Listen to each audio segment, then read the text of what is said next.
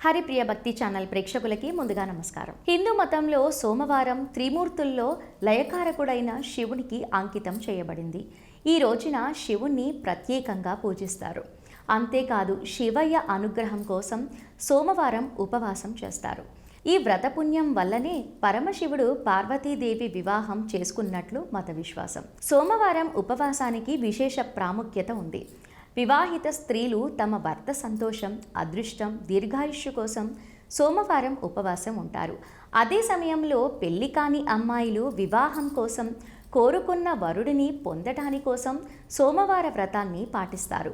అటువంటి పరిస్థితుల్లో ఎవరైనా శివుని అనుగ్రహం పొందాలనుకుంటే సోమవారం రోజున ఆచారాల ప్రకారం మహాదేవుణ్ణి పూజించి శివలింగానికి అభిషేకం చేయాలి.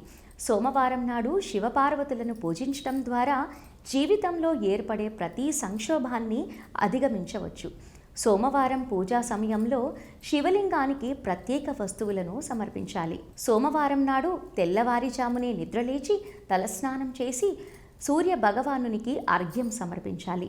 శివాలయానికి వెళ్ళి లింగానికి పెరుగు, పాలు, నెయ్యి, తేనె, గంగాజలం కలిపి శివలింగానికి అభిషేకం చేయాలి. తర్వాత శివలింగంపై బిల్వపత్రం, తమలపాకు, అక్షంతలు, పండ్లు మొదలైన వాటిని సమర్పించాలి. దీని తర్వాత శివలింగం ముందు నెయ్యి దీపం వెలిగించండి. అనంతరం మహాదేవుడికి హారతి ఇవ్వండి. మంత్రాలను జపించండి.